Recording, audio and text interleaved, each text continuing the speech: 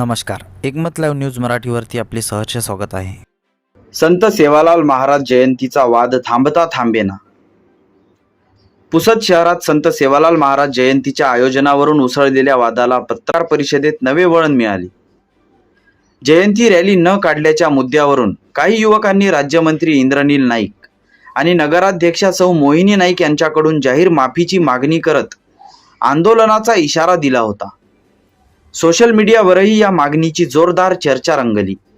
मात्र या आरोपांना सडेतोड उत्तर देण्यासाठी बंजारा समाजातील विविध सामाजिक संघटनांनी एकत्र येत पत्रकार परिषद घेऊन ठाम भूमिका मांडली.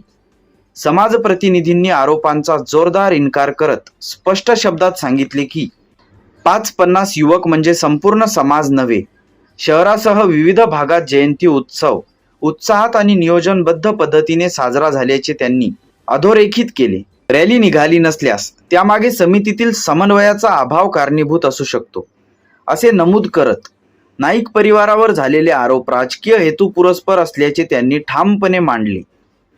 बेजबाबदार वक्तव्यांमुळे समाजात संभ्रम निर्माण करण्याचा प्रयत्न होत असल्याची खंतही व्यक्त करण्यात आली. दरम्यान पत्रकार परिषद सुरळीत सुरू असताना कोणत्याही अधिकृत संघटनेशी संबंध नसलेले नरेंद्र जाधव अचानक मंचासमोर येत माईक हातात घेतल्याने वातावरण ढवळून निघाले. त्याचवेळी व्हिडिओ व्हायरल प्रकरणाशी संबंधित युवक स्पष्टीकरण देण्याचा प्रयत्न करीत असताना गोंधळ उडाला आणि उपस्थितांनी त्याला थांबवले. या गोंधळात जाधव यांनी माईकवरून त्या युवकाकडून महिलेवर हात घातला जात आहे असा आरोप करत परिस्थिती अधिकच चिघळवण्याचा प्रयत्न केला. प्रत्यक्षात असा कोणताही प्रकार घडलेला नसताना केलेल्या या घोषणेमुळे सभागृहात क्षणिक तणाव निर्माण झाला. आयोजकांनी तात्काळ हस्तक्षेप करत परिस्थिती नियंत्रणात आणली व संबंधितांना सभागृहाबाहेर नेले. घटनेनंतर पुन्हा माईक हातात घेत जाधव यांनी आयोजकांनाच लक्ष करत ही पत्रकार परिषद घेऊन स्पष्टीकरण देण्याची गरज नव्हती असा सूर लावला. याचवेळी त्यांनी अनावश्यक राजकीय विधान करत इंद्रनील नाईक हेच बंजारा समाजाचे खरे वारसदार असल्याचा दावा केला. पुढे त्यांनी पत्रकारांवरच प्रश्नचिन्ह उपस्थित करत तहसीलदारांनी पायात चप्पल घालून संत सेवालाल महाराज यांना हार अर्पण केला होता.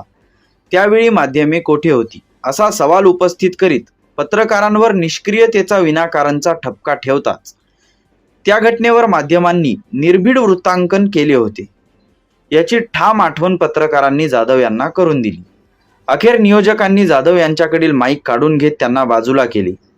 या अनपेक्षित प्रकारामुळे पत्रकारांनी तीव्र नाराजी व्यक्त करत परिषद बहिष्कृत करण्याचा इशारा देत त्या ठिकाणाहून निघून जात असताना परिस्थितीची गंभीरता लक्षात घेऊन आयोजकांनी जाहीर माफी मागत पत्रकारांचा सन्मान राखला आणि वातावरण शांत केले.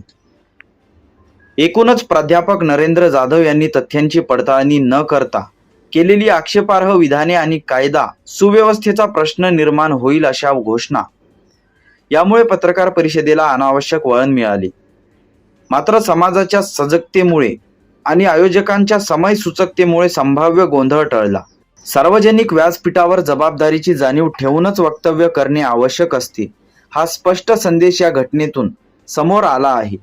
या एकंदर घटनेतून युवकांना भडकून देऊन नाईकांच्या विरोधी बोलण्यास भाग पाडणे आणि दुसरीकडून नाईकांच्या बाजूने बोलून आम्ही नाईक निष्ठ असल्याचा आव आणणारी दुहेरी वागणुकीची ही बाब या पत्रकार परिषदेत झालेल्या गोंधळामुळे चांगलीच चवीने चर्चिल्या जात आहे. इंद्रनील भाऊ यांचे कार्यकर्ते आणि यायती भाऊ यांचे कार्यकर्ते यांच्या माध्यमातून होते. 12 तारीख रोजी जो जयंतीचा अध्यक्ष आहे यांच्याकडून कोणत्याच प्रकारचा प्रतिसाद न मिळाल्यामुळे काही मुलं बंगल्यावर गेले होते आणि मला तिथून त्यांनी कॉल केल्यानंतर मी तिथं गेलो आणि आम्हाला बोलायचं आहे ताईंना हा विषय म्हणजे जयंती जो आहे जो समिती आपल्या माध्यमातून राबवल्या जाते तो ते जयंती करणार आहे की नाही यासाठी तिथं अर्धा घंटा आम्ही थांबलो. त्याच्यानंतर ताईचा फोन आला, तिकडूनच आला, ते बाहेरून आल्या होत्या आणि त्यांनी सांगितलं की माझे जयंती उत्सव समिती आहे त्यांना आम्ही बोलतो आणि कळवतो. म्हणलं ताईंना की वेळ गेलेली आहे बा, आता काय. तर आम्ही सध्या हा दुःखद जे अजितदादाचे जे निधन झाले होते त्या दुःखाच्या यामध्ये आहे सध्या आणि ते जयंती समिती करतात म्हणे की त्यांना बोलतो आणि कळवतो म्हणे तुम्हाला. सदर जो व्हिडिओ व्हायरल झाला त्यामध्ये असं म्हटलं आहे की ताईंनी म्हटल्याप्रमाणे की जे नाईक साहेब आहेत आणि आमची अजितदादा गेल्यामुळे हिंमत नाही आहे की आम्ही समारंभामध्ये सहभागी होऊ, नाही, असं त्यांचं स्टेटमेंट आहे. तुम्ही ऐका पुन्हा एकदा, विनंती करतो मी. ठीक आहे. आतापर्यंत तुम्ही जे तरुण बंजारा समाजामधले या लढ्यामध्ये होते, लढा आपण म्हणून किंवा तुमच्या मनाप्रमाणे जे काही त्यांचा खट्टाळपणा म्हणून किंवा बालिशपणा म्हणून तुमच्या म्हणण्याप्रमाणे त्यांनी जे निवेदनं दिले किंवा जे एक प्रकारे विरोध प्रदर्शन केले त्यामध्ये तुम्हीही सहभागी होते. आणि आता आपलं ताई आहेत, ताईंनी जे स्टेटमेंट केलं त्यामध्ये असं म्हटलं की जे निवेदन झालं, जे मुलांमार्फत जे वक्तव्य झाले ते बरोबर नव्हते असं ताईंचं थोडं बहुत होतं म्हणणं. तर मग नेमकं ते तुमच्या विरोधात झालं, कारण की तुम्ही त्यावेळेस त्या मुलांना टोकत होता. मग यावर तुमचं स्टेटमेंट काय नेमकं आता? वाचन साथ संघटनेच्या वतीनं नाही, सकल बंजारा समाजाच्या वतीनं आपण या ठिकाणी आजकाल आणि परवा नव्हे तर जोपर्यंत चंद्र सूर्य आहे तोपर्यंत नाईक परिवारच, इंद्रनील नाईकच आणि मोहिनी नाईकच. हे का होता? हे का होता? का पुस्तिकरण देताय तुम्ही? गरज नाही श्रीराम मामा, गरज नाही. कारण मागच्या काही काळापासून ज्या सातत्यानं हीच ती मोहिनी नाईक आहे, बंजारा समाजाची एक मुलगी कलेक्टर झाली उदय सोलापूर. किती किलोमीटरचं अंतर आहे? श्रीकांत जवान त्याचे साक्षी आहे, सोलापूरला जाऊन त्याची साक्षी कर. दिवसाघडी त्या ठिकाणी आम्ही त्यांच्या टीम मध्ये करतो. 5-5, 6-6 घरांची वास्तू असतील, बंजारा समाजाच्या तांड्या परिस्थिती त्या ठिकाणी एकेका घराची 13वी असेल, एखाद्याची 5वी असेल आणि ही जी अवेलेबिलिटी असेल पुढच्या त्याच्या फोनवर बोलणं एखाद्या नेत्याचा गुन्हा आहे.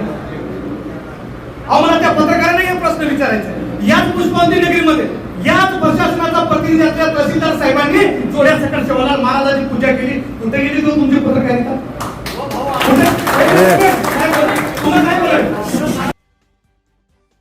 बातमीला लाईक करा, कॉमेंट करा, शेअर करा व सर्वात आधी ताज्या घडामोडी बघण्यासाठी एकमत लाईव्ह मराठी न्यूज चॅनलला सबस्क्राईब करा.